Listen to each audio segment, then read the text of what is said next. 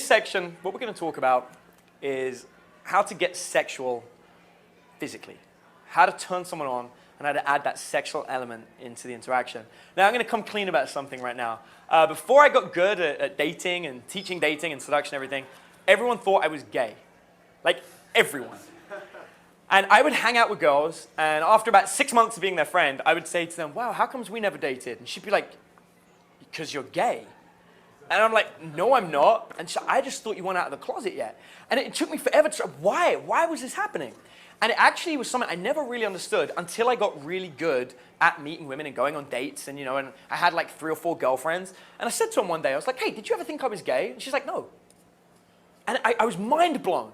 You never thought I was gay? Not once. She says, nope, not once. And I asked every girl that I was sleeping with. Literally, I had 4 girlfriends at the time. Every single one of them.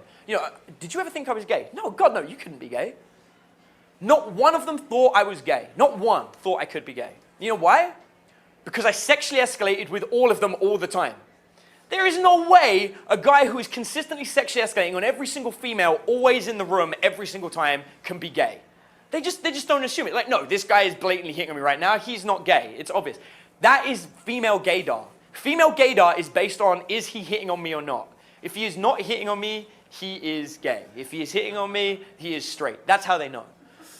So what you need to do is learn a very simple thing that I like to call sexual confirmation. You are confirming that you are sexually attracted to the girl while also confirming your own sexual orientation. You're basically saying, I am sexually attracted to you. Now, one of the easiest ways to do this is with sexual compliments. Compliments that are specifically aimed at the female based on her physical attributes. Now, a lot of guys try and shy away from this because they don't want to build up the girl. They don't want to build her up too much because they're using all these complicated techniques. Forget that. If you've been hanging out with a girl long enough that she'll sit down and talk to you for a while, totally okay to give them a compliment, providing it's done well. Now, one of the best compliments I ever saw given was by a guy called Barry. Barry was no expert in the art of seduction in the world. And yet, in his own little way, he's one of the best experts on seduction I've ever seen. Barry was a big, fat, ugly guy who was missing half of his teeth. His hair was balding, and everything about him was just physically unappealing. But he was clean, and he smelled good. That was 2 things he had going for him. And Barry would sit on a chair at the front of a nightclub with a bottle of champagne and a glass. And every time he'd see a beautiful girl, he would give this compliment. And I swear to God, this thing worked every single night. On the hottest girls you've ever seen. He'd go up to her and be like, hey, you know what? You are beautiful. And I'm sure you know it. But I bet you don't know why. And girls would look at him. And he would say, come here, let me tell you why. Take you 2 seconds. Sit on my lap.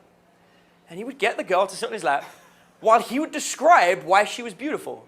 It was the most fascinating thing. Just think about the leadership and compliance there. And he is now becoming an expert in her beauty by telling her why she's beautiful. And I'd watch him do it. And he would touch the girls. And he'd be like, let me tell you, this one particular interaction I'll never forget because it was a girl that I thought was absolutely gorgeous. And the minute I saw him do this, I was like, I know exactly how to get that girl now. And it was the key for me to be able to get this girl. He sat down and he said, you're beautiful because everything about you is perfect, except you have one flaw. And your flaw is the distance between your beautiful breasts and your hips. And he would do that. He would stroke. He'd be like, this distance here, it's elongated. And most women do not have that. And he goes, so let me tell you something. Now, maybe you were self-conscious about that as a kid, or maybe you've never noticed. He goes, I don't know and I don't care. But what I do know is that someone of your skin complexion, your color, you have a European descent.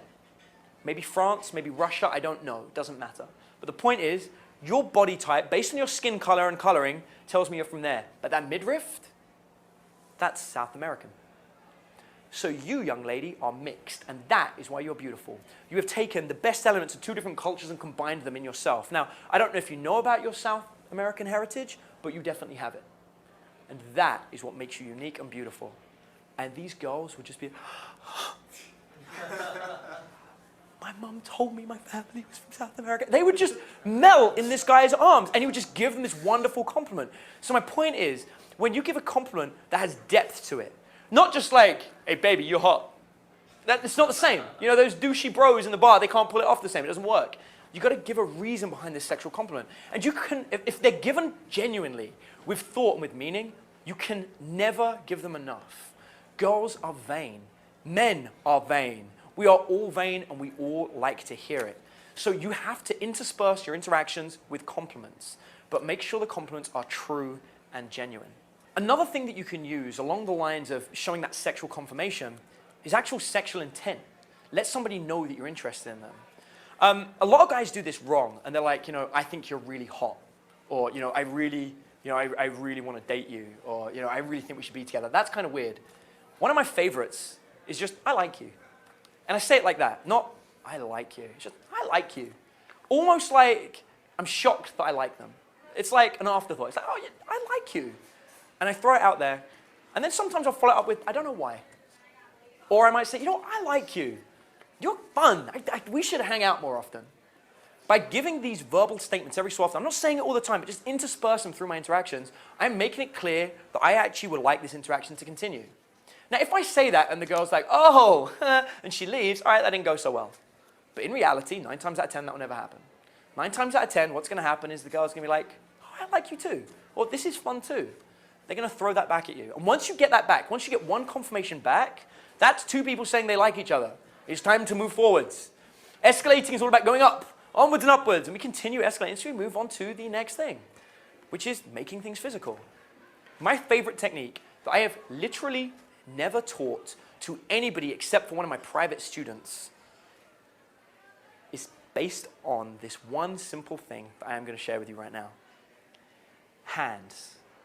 You have as much feeling in your hands as you do in your genitals. We need our hands and we need them to be able to touch things and to ascertain what we're touching and what we're feeling. But also, they are one of the best sexual organs. If you think about it, when you have sex with somebody, you use your genitals, your mouth, and your hands. They are a sexual organ. When you hold hands with somebody, you are having sex with them.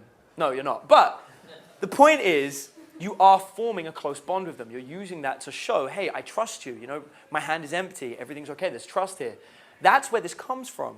So when you first want to start getting sexual with a girl, a really easy way to do it is start with hand-to-hand. Not hand-to-hand combat, but hand-to-hand, sexual escalation. You want to start flirting with somebody. And so the way that I always do it is this one simple technique. I say, oh my gosh, you have tiny hands. And I put my hand up, and I get the girl to put her hand up against mine. And I compare hand sizes. And what that's going to do is that's going to make each one of our fingers touch.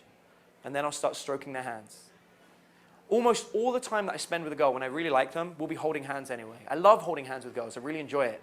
And it's a nice way of giving somebody security when you squeeze their hand. Stroking their hand feels good. Give them a hand massage. A really simple way of doing it starts by just holding your hand. Okay, you have tiny hands, and you will break that physical barrier. No longer are you opposite a table from each other, not touching. It's broken. You can now touch each other's hands. That will change every interaction you have from now on. The minute you break that physical barrier, you've changed this interaction. You're no longer just chatting. You're no longer just friends. You're now friends that touch parts, that touch genitals. Ooh, you're at upper level. It's gone up somewhere. In fact, a bunch of psychologists have analyzed almost all sexual interactions start with hand-to-hand, touch.